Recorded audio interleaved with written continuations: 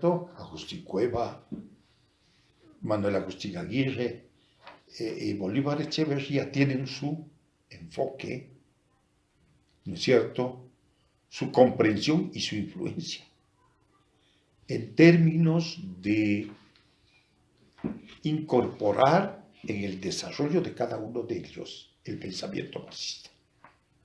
¿Sí? El primer caso es el caso de Manuel Agustín Aguirre, siguiendo esta línea, ¿no? Claro, Manuel Agustín Aguirre es, además, ¿no es cierto?, de un pensador del pensamiento crítico, del pensamiento marxista, ¿no es cierto?, es adicionalmente un comprometido con la lucha política del Ecuador. Él es un militante de un partido e históricamente tiene una trascendencia sumamente importante. Comienzo por el tema de su pensamiento crítico. Yo he trabajado mucho el pensamiento de Aguirre, porque yo fui profesor de crítica a la economía política en la facultad. Y por lo tanto, no solamente trabajé el Capital de Carlos Marx, que es la fuente del pensamiento crítico marxista, evidentemente, donde se plantea todo el tema de la comprensión, ¿no es cierto?, del capitalismo, la comprensión crítica del capitalismo en relación con la comprensión que existía por parte de los clásicos de la economía política en la época en que Marx, ¿no es cierto?, formula su pensamiento, su paradigma. La formulación hecha por Aguirre, estaríamos hablando entre, yo calculo, ahorita no tengo la fecha muy precisa, pero tú la podrás averiguar, calculo que se formula entre el 50 y el 60 del siglo pasado. Es probablemente la mejor exposición, incluso pedagógica, del Capital.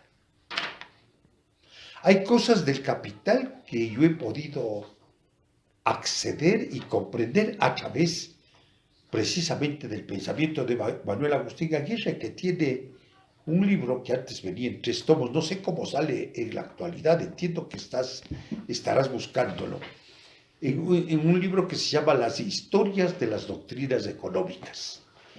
Uno de los tomos de la historia de las doctrinas económicas es el pensamiento marxista, ¿sí?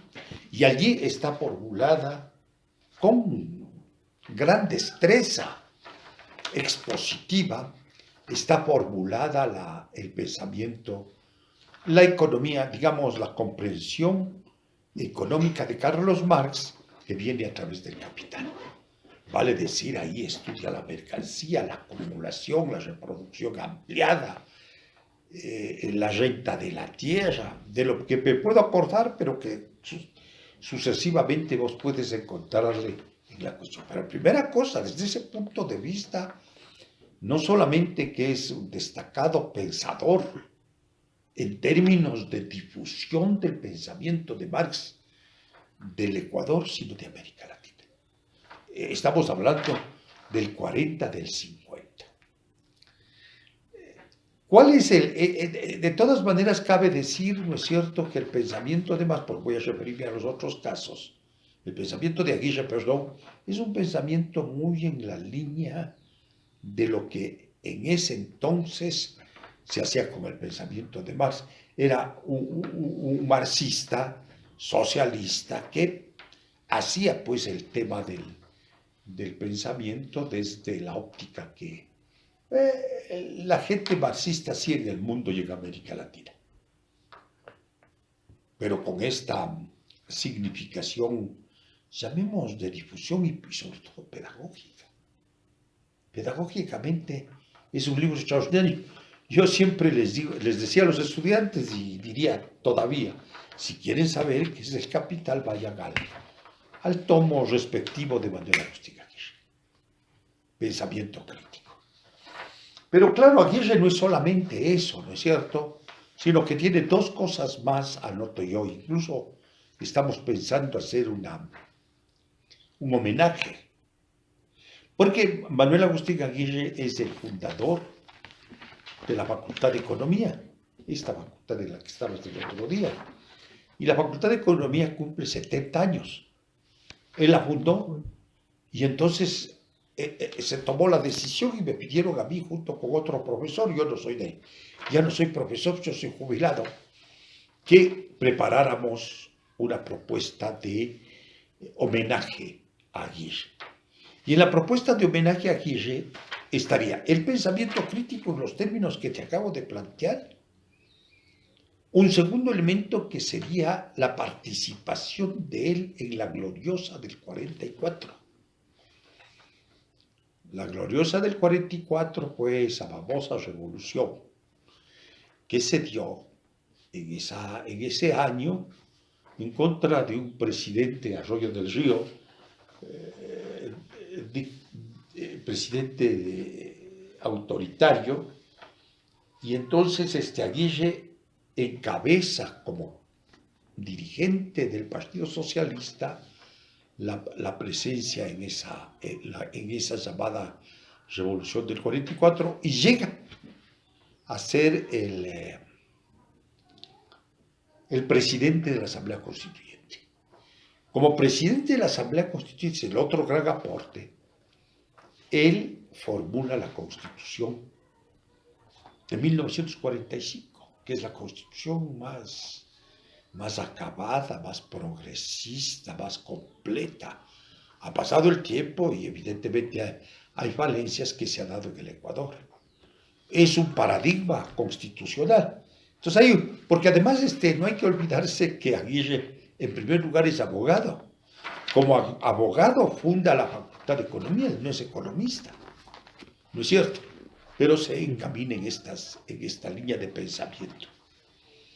Y claro, es también como revolución y como propuesta constitucional, una propuesta de carácter democrático y social que estaba en boga en América Latina, ¿no? Con todas las tesis de la CEPAL, es decir, de esta institución que planteaba el desarrollismo en América Latina como una alternativa del desarrollo. Y la otra importante participación de Aguirre de manera militante y práctica es precisamente el tema de la universidad. Él llega a ser rector de la Universidad Central, incluso cuando tiene que volver a la universidad después de una dictadura que clausuró la universidad. Hay todo un proceso para llevarle al rectorado, pero también todo un proceso para evitar que él llegue. Y ahí es que él, y ese es la otro aporte fundamental, Aguirre formula lo que se llamó la segunda reforma universitaria. Y claro, la pregunta es, ¿por qué segunda reforma universitaria? Por aquello de que la segunda reforma universitaria, por aquello de que la primera fue la de Córdoba, y él pensaba desde allí que acá, ya en Córdoba, estoy hablando de Córdoba, Argentina, en el 2000, en el 1918, ¿no es cierto? Que se formula el gran planteamiento con un movimiento estudiantil que se dio allí, que se llama la Reforma de Córdoba. Entonces él plantea acá ya para el año 60, sería, no, 65, los años siempre me vienen difíciles, la segunda reforma universitaria, que era la gran orientación para recuperar la universidad pública, formular la necesidad de que la universidad pública atienda siempre los aspectos sociales, económico-políticos del país, y se plantea una forma de impartir la educación superior. Ese es el tercer gran aporte, entonces, pensamiento crítico, la Constitución del 45 y la segunda reforma universitaria. Y hay un tercer gran aporte, diría yo, que es un tema más polémico, que es el tema de la conducción del Partido Socialista. Él en el año 52, ya pasada la revolución del 44, se declara socialista revolucionario. Y la razón fundamental para declararse socialista revolucionario es a partir de la tesis de que el Ecuador y América Latina es una sociedad dependiente. Y en tanto era una sociedad dependiente del capitalismo, había que impulsar un socialismo, y eso determinó que se constituyera dentro de la evolución del propio Partido Socialista, se constituyera el Partido Socialista Revolucionario. Algunos militantes del Partido Socialista, de aquel que estuvo precisamente en el 44, fueron a acompañar a Aguirre en esa postura y en esa posición. Hay algunos trabajos que existen sobre eso y que hay que, en definitiva, tenerlo en cuenta. Ahí están los aportes de Aguirre. Como marxista, como pensamiento crítico, ¿no es cierto? Y esa es la figura. Y esa es la dimensión que tiene y esa es la que se quiere rescatar quizás en una publicación que se pueda hacer por el homenaje, ¿no es cierto?, que se haría a Aguirre. Me cuentan que existen 7 tomos de las obras de Aguirre, que tú tendrás que revisar, pues no, Por supuesto. y que son las obras escogidas, pero no están las completas, no alcanzan a ser completas, son 7 u 8. Eso me ha contado la gente que está en el tema con ¿cómo se llama? La editorial La Tierra, que es la que publica y todo lo demás. Eso es muy importante que tú revises, ¿no? Bueno, el otro autor que estamos en mención, ya ves ahí el contexto de Aguirre es el contexto de la situación compleja que se da en el Ecuador, precisamente es lo que lleva a la famosa revolución del 44, a la gloriosa del 44. Y el tema que siempre ha sido complicado en el Ecuador, que es el tema de contexto de las universidades ecuatorianas, siempre difíciles de conducir, caóticas, que llevó a Aguirre a formular, ¿no es cierto?, la propuesta de la segunda reforma universitaria. El otro autor, ¿no es cierto?, es el caso de Agustín Cueva. Agustín Cueva es un marxista, es de pensamiento crítico, pero no es un militante activo. Y digo no es un militante activo porque él ni siquiera vive en el Ecuador. Él la mayor parte del tiempo lo hace en México, algún rato está acá y se convierte en el director de la Escuela de Sociología precisamente, pero fue una cosa muy pasajera, eventual, y claro, el tema de Agustín Cueva es que murió muy, muy joven, de un cáncer o lo que sea. Tome en cuenta que Agustín Cueva se casa con una alemana, es su segunda mujer o tercera, es una alemana que vive, Hanke, habría que indagar, digo, en procura de que vos puedas tener algún acercamiento. Ahora, ¿cuál es el tema de Agustín Cueva? Bueno, primero, Agustín Cueva tiene la famosa historia de la dominación política del Ecuador, que probablemente es la primera historia del Ecuador que se hace en clave marxista. Hasta tanto se habían dicho historias del Ecuador más historias del Ecuador descriptivas, positivistas y eso. Aquí es una interpretación desde la lucha política y desde los intereses que representan las luchas políticas. Por eso es la historia de la dominación política del Ecuador. Y en esa medida es una novedad, ciertamente es una novedad la de Agustín Cueva para el caso del desarrollo del pensamiento. Pero además Agustín Cueva incorpora yo diría dos cosas. Primero, desde el pensamiento marxista, lo que es el paradigma de la explicación que tiene el marxismo de las sociedades y de las situaciones, logra incluirse en un momento, diríamos, de renovación del pensamiento marxista. Yo diría principalmente desde lo que fue la vertiente de Althusser en el año de 1960, ya en Europa. Pues Althusser es un francés y es una línea la de Althusser, pues, en la que se inscribe Cueva, es una línea de crítica a la ortodoxia marxista de los partidos comunistas que estaban vinculados a la Unión Soviética.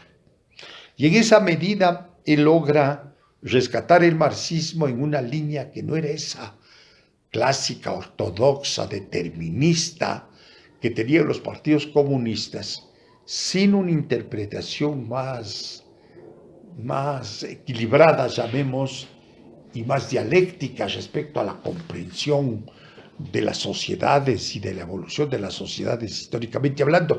Allí, sobre todo, va a pensar a Aguirre, Cueva, va a pensar el tema del modo de producción, de la formación social, el tema de la dependencia en América Latina, y en ese sentido tiene algunas importantes cosas, pero ya dentro de esta línea. Él se articula adicionalmente, en términos de su pensamiento y de su relación personal, con un famoso autor de la época que piensa en América Latina la dependencia, que es Rui Mauro Marini, que es la cabeza importante, visible. Hay otros más, como Dos Santos y Sabia Bambir, etcétera, piensan el tema de una teoría marxista de la dependencia. Eso es en realidad el libro y la propuesta que hace Rui Mauro Marini, y que de alguna manera pervive hasta la actualidad como una fortaleza de interpretación, aunque haciendo las variantes necesarias propias de los cambios de la realidad. Ese sería, a mí me parece, lo más significativo de Aguirre. Tiene otro libro que a mí siempre me ha gustado, que se llama Entre la ira y la esperanza, que es el primer libro que produce Cueva y que intenta explicar la literatura y el arte desde, precisamente, él viene educado en Francia, y trata de explicar desde un punto de vista marxista lo que significaba. Es un libro sencillo, fundamental, pero muy rico en desarrollos. Era un escritor muy bueno, muy versado, y además en buena parte literario. Y el otro autor, ¿no es cierto?, es el otro autor marxista, que también no es un militante. Al parecer termina militando en México en algún punto de la vida. Al parecer tiene algún vínculo con los zapatistas, ¿no es cierto? Pero acá no tiene, pues él vive, tanto es así que se cree que es, muchos dicen, el mexicano ecuatoriano, ¿no? O el ecuatoriano mexicano. Y es porque él todo el tiempo estuvo allí, vivió allí. Él tiene un punto de arranque en la vida, ¿no es cierto?, que es la de ir a buscar el pensamiento de Heidegger en Alemania. El libro famoso de Heidegger, que es El ser y el tiempo. Porque Heidegger es como el punto culminante y más avanzado del desarrollo de la filosofía occidental. Entonces él tiene la necesidad de esa búsqueda, y en esa búsqueda, podemos decir, Echeverría va a encontrarse con lo que se conoce como el pensamiento crítico de autores marxistas de Frankfurt. Son unos famosos autores marxistas, Horkheimer, Adorno, digamos, ahí está, ¿cómo se llama? Ya me estoy olvidando el norteamericano. Bueno, algunos de ellos que están en una labor de repensar el marxismo desde una postura crítica. Él tiene alguna vinculación con eso, va a Alemania y se encuentra, etc.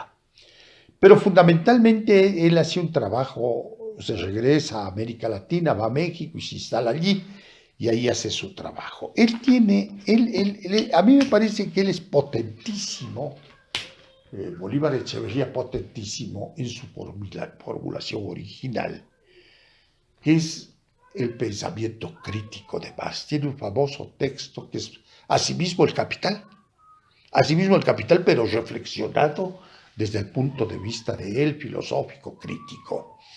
Y allí se acopia la parte fundamental del desarrollo de su pensamiento.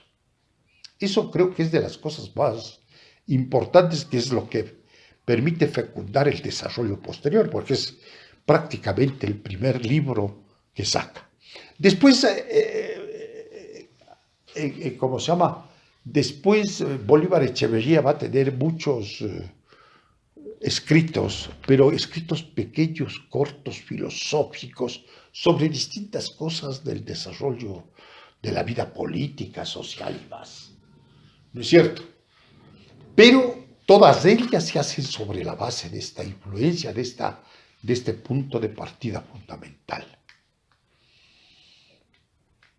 Sí. Ahora,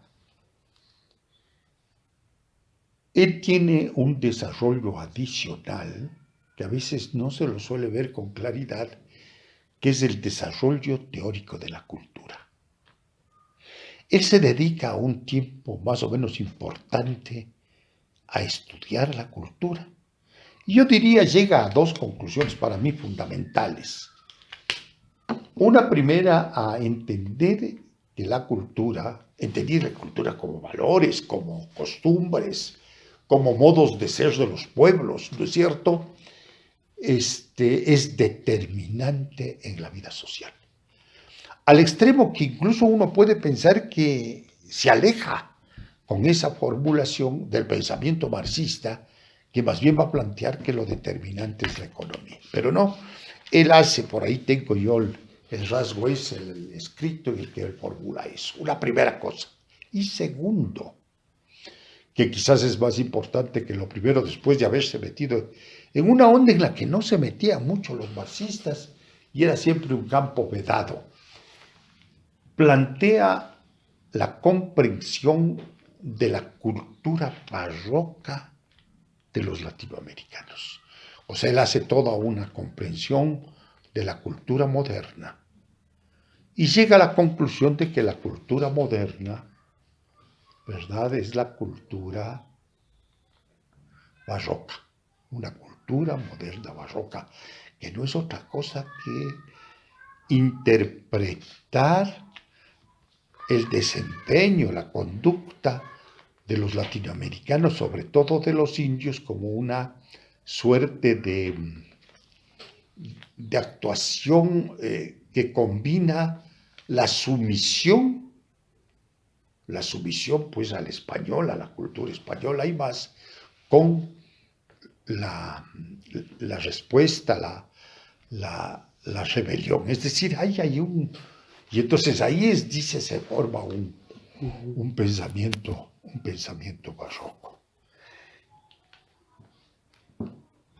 El caso de Bolívar Echeverría, bueno, también me parece que muere joven, y bueno, el contexto histórico, ya hemos hablado algo de eso, el contexto histórico de Bolívar Echeverría es un contexto, bueno, Latinoamérica, el mundo, la necesidad de pensar el pensamiento de Marx, de renovar el pensamiento de Marx, etc. Pero creo que son los aspectos que yo puedo decir al vuelo en el que estamos, lo principal. No sé qué te asalta, te plantea respecto, y son los tres, los tres son eso, pensamiento marxista. Claro, piensa tú que Aguirre está en el 40, Bolívar Echeverría está ya en el 60 y Agustín Cueva también, pues. O sea, son más jóvenes que el viejo Manuel Agustín Aguirre, pues. Y mueren jóvenes, Aguirre no, porque Aguirre sí llega, me parece, a morir a los 85 años o cosas así, pero ya bastante retirado de la vida política y de la vida intelectual, ¿no? Por supuesto. Claro, profe. Bueno, como pregunta personal, ¿quién quedaría delegado después de ellos? Bueno, después de los tres, que es todo una complicación, es decir, yo diría que hay un proceso de dispersión Ujú. de la intelectualidad marxista, un proceso de dispersión. Y dentro de ese proceso de dispersión de la intelectualidad marxista, el destacado, va a lanzar una novela en los próximos días, ¿no?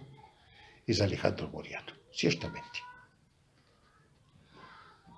No veo más. Los demás estamos un poco sin ese vínculo, llamemos así fundamental. Otro que es importante es Iván Carvajal. Él no es tan marxista, él tiene una postura crítica, pero más excluyente del marxismo, aunque es marxista. Los demás somos de una Napoleón Saltos y otros que más estamos en una línea de, sí, haciendo cosas, pero no tenemos ese protagonismo que por ejemplo lo Ujú. tiene Alejandro Moriano. Bueno, eh, con esto concluimos. Muchas gracias, profe Francisco Muñoz, por los aportes. Es 14 de febrero, se concluye la entrevista.